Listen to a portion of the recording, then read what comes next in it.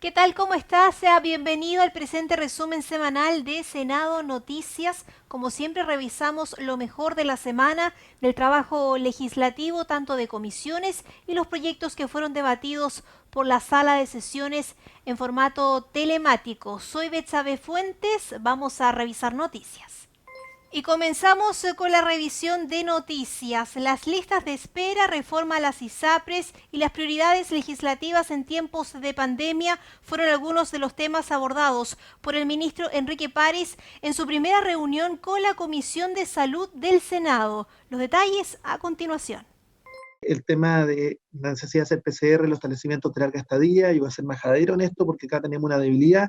Hoy día tenemos un nuevo foco ahora en la comuna de Cabildo. De la atención primaria están un poco preocupados por el tema del incentivo al retiro, que está todo aprobado, pero al parecer no se habrían bajado a salud las platas para poder hacerlo efectivo. Lo que esperamos es poder apoyarlo en una estrategia que sea eficaz para cortar la cadena de contagio, cosa que no ha ocurrido y estamos, como les señalaba, usted sabe muy bien, entre los peores del mundo. Fueron parte de las inquietudes y propuestas que plantearon los integrantes de la Comisión de Salud al nuevo ministro del ramo, Enrique París, en un encuentro virtual donde se definieron las prioridades de la cartera y las urgencias en periodo de pandemia.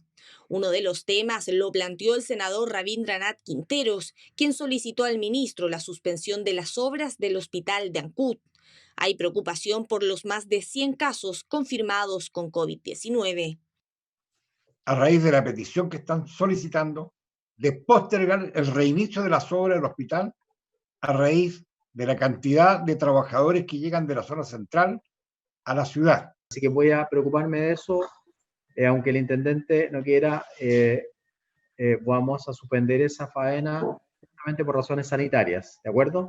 Continuando en regiones, el ministro anunció la instalación de un cordón sanitario en Concepción, región del Biobío, y la implementación de 2 residencias sanitarias en Coronel.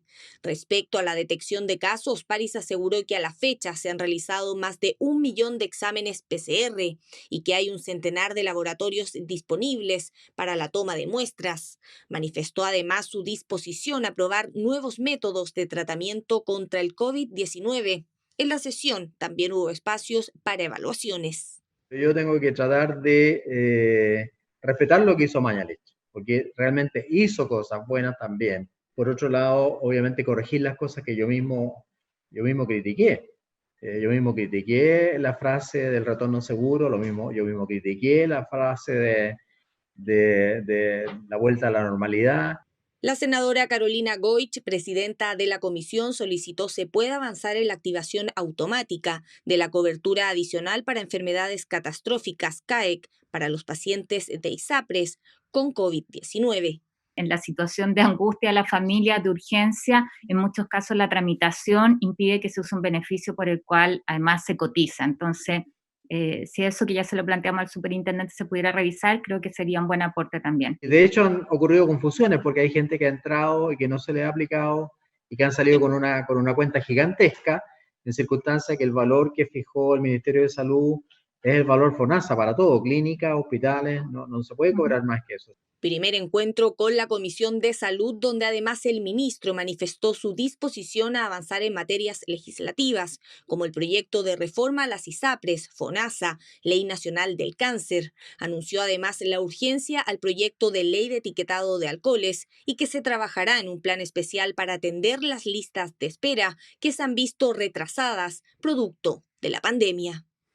Y la escasez de algunos alimentos y el alza de las legumbres fueron algunos de los temas abordados por el ministro del ramo en la Comisión de Agricultura. Los detalles a continuación. Desde el año pasado venimos escuchando investigaciones internacionales acerca de que el planeta consumió todos sus recursos naturales o que los alimentos están llegando a un punto de escasez crítica. Es lo que conocemos como déficit en la balanza ecológica y que está relacionado con la seguridad alimentaria. Según ha indicado la FAO, este mes los índices de crisis se han acentuado por la pandemia del COVID-19 y cerca de 83 millones de personas en América podrían sufrir inseguridad alimentaria por esta emergencia sanitaria y 1 millón de ellos viven en Chile. La certeza de alimentos se basa en producción, disponibilidad disponibilidad y además acceso a ellos, y pese a venir de una sequía histórica, desde el Ministerio de Agricultura aseguran que contamos con un buen pie, restando solo quizás mejorar en el ítem de acceso a estos productos esenciales. Los alimentos están, y América tiene un stock altísimo, una de las cosechas más grandes en los últimos 15 años.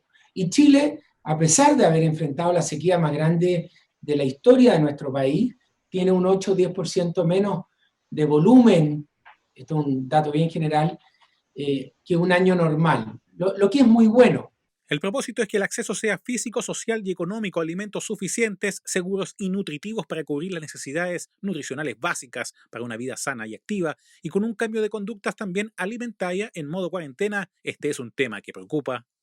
Se ha notado un cambio de conducta en los supermercados notable respecto de las frutas y verduras, y habiendo un fondo de Cercotec que pudiera acompañar, porque yo lo conozco muy bien, y que normalmente beneficia una cantidad importante de feriantes, si ese fondo ha ido tendiente a mejorar estas prácticas. Cuando se habla de inseguridad alimentaria, 1 millón de personas en nuestro país, a mí me gustaría saber qué personas son esas.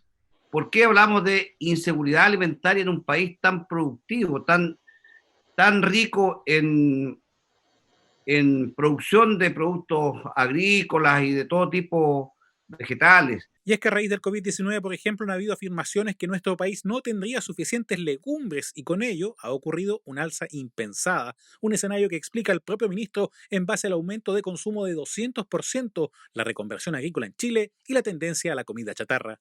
Nos hemos preguntado mucho por qué Chile no tiene legumbres. El agricultor chileno, el pequeño agricultor, se diversificó, se reconvirtió. Ejemplo, ¿cuántos productores de arándanos, frambuesas y frutillas tenían legumbres? Bueno, se transitaron hacia cultivos más rentables, porque el consumo per cápita chileno es el más bajo del mundo, 2,5 kilos por persona, ¿no? Para que ustedes tengan una idea, Brasil tiene un consumo de 16 kilos por habitante, ¿no? ¿Y por qué pasa esto? Porque el joven especialmente se va hacia la comida chatarra, la comida rápida, ¿no? Deja de consumir legumbre. ¿Y por qué nos faltaron en algún minuto legumbres?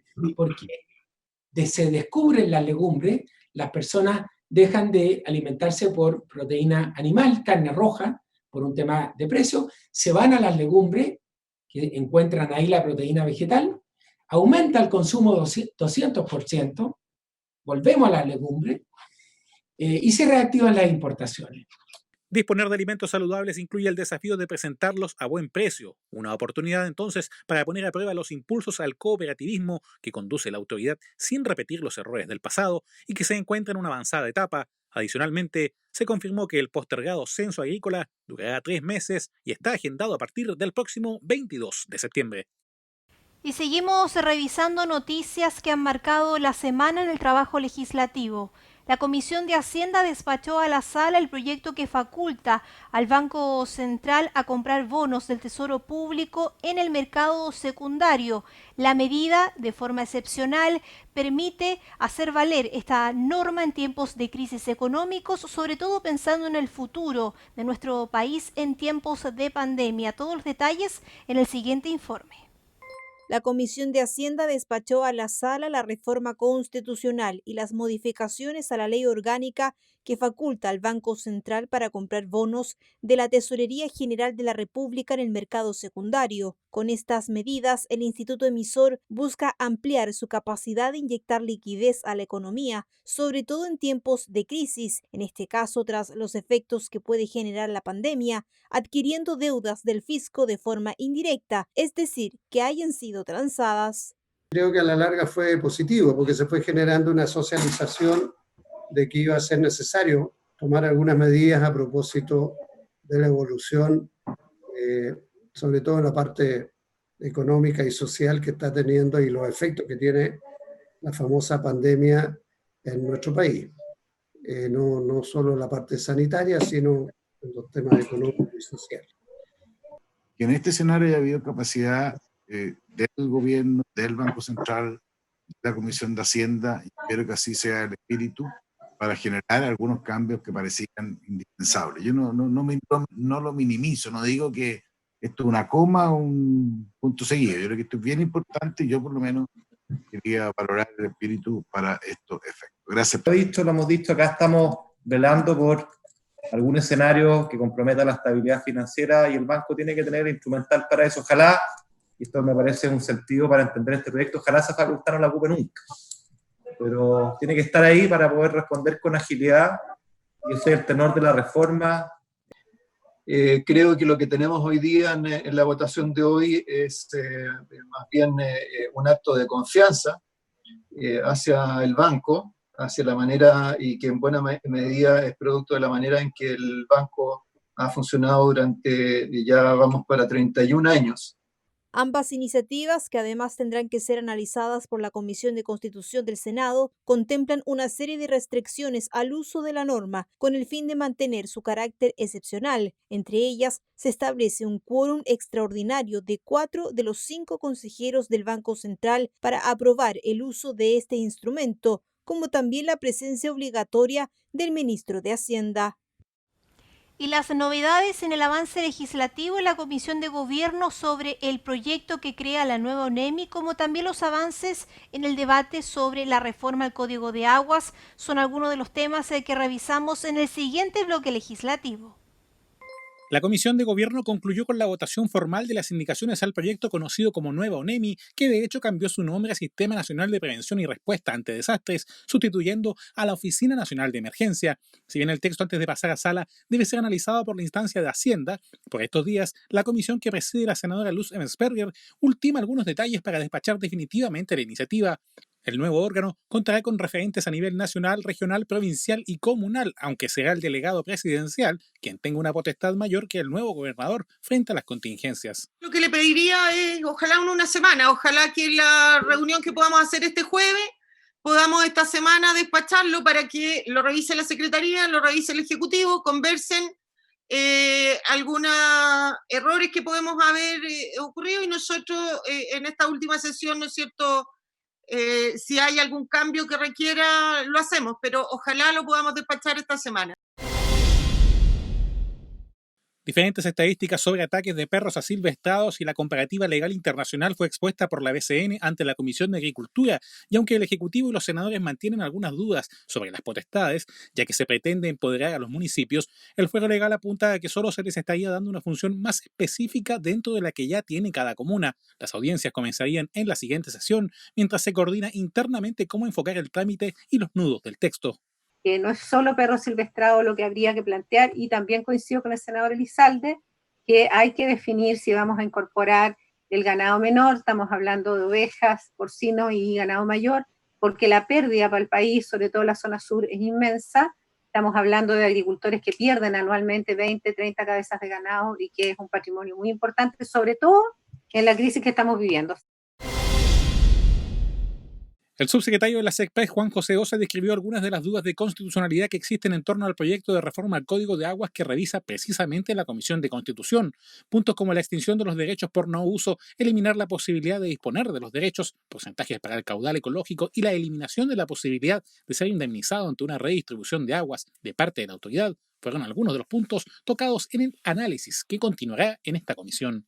Yo creo que sería importante que pudiéramos darnos la semana para, habiendo escuchado el planteamiento del gobierno, del Ejecutivo, que Carlos Esteves nos ayude también al seguimiento, el resumen de los constitucionalistas que comparecieron, que hizo la Secretaría, podamos dedicar el próximo lunes ya a la identificación de las normas sobre las cuales nos vamos a pronunciar. Un despacho inminente luego de su retorno a la Comisión de Relaciones Exteriores tiene el proyecto de Estatuto Chileno Antártico, una norma que se aplicará a todos los chilenos y extranjeros que entren a la Antártica a través de un puerto o aeropuerto nacional, excepto personal científico y otros, como establece el Tratado Antártico Internacional. Si bien será la Directa Margen, operará como un ente fiscalizador, hubo algunas dudas sobre el rol que podrían adquirir las Cortes de Justicia ante determinados recursos. Esto quedaría radicado en Directemar y se habla de la Corte de Apelaciones, pero ¿con qué recurso? ¿Con recurso de apelación? ¿Hay una manera específica de llegar? O sea, ¿cómo va a operar el sistema? Entonces ahora hay que hacer toda una interpretación distinta, porque cuando se decidió ir por la solución que no funcionó, Había toda una estructura y un entramado pensado. Ahora hay que cambiarlo desde la base. Igualmente se indicó que las infracciones ambientales pasarán directamente al Ministerio de Medio Ambiente vía Superintendencia y con la respectiva acción al tercer tribunal ambiental, si es que fuera el caso. Y la presidenta del Senado de la República, la senadora Adriana Muñoz, junto con 80 organizaciones de mujeres, dieron a conocer la agenda de género COVID-19. ¿Cuáles serán las prioridades? Lo revisamos a continuación. La crisis sanitaria ha dejado en evidencia las necesidades y problemas que afectan directamente a las mujeres y que se han incrementado en periodo de pandemia. Frente a esta realidad, la presidenta del Senado, Adriana Muñoz, convocó una mesa de trabajo. Junto a las diputadas Camila Vallejo, Gael Yomans y 80 organizaciones e instituciones de la sociedad civil, elaboraron la agenda de género COVID-19. Dentro de nuestro diagnóstico es que no se han tomado las medidas necesarias y urgentes en términos de materia de género. Esta agenda, construida desde la riqueza y diversidad de las organizaciones de mujeres, constituye una hoja de ruta imprescindible para proteger nuestros derechos. En trabajo mancomunado de 7 comisiones se logró realizar un diagnóstico en diversas áreas: acceso a la salud, al agua, territorio, educación, situación de mujeres migrantes, impacto en los empleos y violencia de género. Es que en contexto de crisis las mujeres están en mayor riesgo de ser víctimas de violencia sexual, física, psicológica y económica. Entre marzo y abril de este año, los llamados a la línea de orientación para la violencia contra las mujeres aumentaron en un 80%. Nosotras decimos no nos afecta a todas las personas por igual. Niñas, mujeres, personas, población LGBT, estamos más afectadas por esta situación y tenemos que, por tanto, el Estado debe, por tanto, tener medidas específicas, urgentes respecto a las diversas temáticas. Las mujeres hoy en día en Chile son las más afectadas por la pandemia por ser cuidadoras, por quedarse sin trabajo, por ser las que están en primera línea de la salud y porque son afectadas por la violencia intrafamiliar. Necesitamos con urgencia que el gobierno escuche, haga suya las demandas y que no le cierre las puertas a la sociedad civil. A través de medidas urgentes de mediano y largo plazo se pretende avanzar en materias como garantizar la atención física y mental de mujeres y niñas, la creación de bolsas de trabajo, condonación de deudas y suspensión de pago de servicios básicos. En el área legislativa, en tanto, se propone avanzar en una renta básica de emergencia de amplia cobertura, ley de migración con enfoque de género y extensión de postnatal de emergencia. Forman parte del documento de 36 páginas. Transformar esta agenda de género en la base de la elaboración de una ley de catástrofe con enfoque de género. Esto significa que en cualquier escenario que viva nuestro país de embate de la naturaleza, incendios, tsunamis, terremotos, que lamentablemente siempre está expuesto a nuestro país, ya las mujeres contemos con una ley que visibilice su condición en medio de estas catástrofes. Grandes desafíos y la necesidad de avanzar en una agenda con enfoque de género fue el mensaje que se transmitió en el encuentro virtual. Esto pese a la intervención de terceros, un ataque cibernético que será investigado, pero que no logró empañar los avances logrados. A continuación revisamos más noticias legislativas con Senado.cl. ¿Qué sucedió con el proyecto sobre la extensión de las recetas médicas en tiempos de pandemia? Como vemos en pantalla, esta iniciativa legal pasó un segundo trámite legislativo hacia la Cámara de Diputados. Con 39 votos a favor, los senadores respaldaron la propuesta que busca simplificar la vida de miles de personas que se ven imposibilitadas de asistir a sus controles médicos debido a la contingencia que estamos viviendo. Ahora queda en manos de la Cámara de Diputados el siguiente trámite de este proyecto que establece medidas para facilitar la adquisición de remedios en el contexto de esta pandemia. Esto luego que los legisladores presentes en la sala telemáticamente aprobaran la idea de legislar y además su articulado. La propuesta tiene urgencia porque son miles de pacientes que tienen vencida, por ejemplo, sus recetas y dada la contingencia no pueden asistir al médico para renovarlas. Los invito a revisar algunas reacciones en torno al debate. Es el poder extender la vigencia de las recetas médicas que tienen vencimiento, y esto contemplando 6 meses hacia atrás de la declaración de alerta sanitaria y 6 meses hacia adelante. La explicación de los 6 meses, algunos podrían decir, bueno, una vez que se levante la alerta sanitaria quizás no es necesaria, lo discutimos y los 6 meses nos parecen relevantes.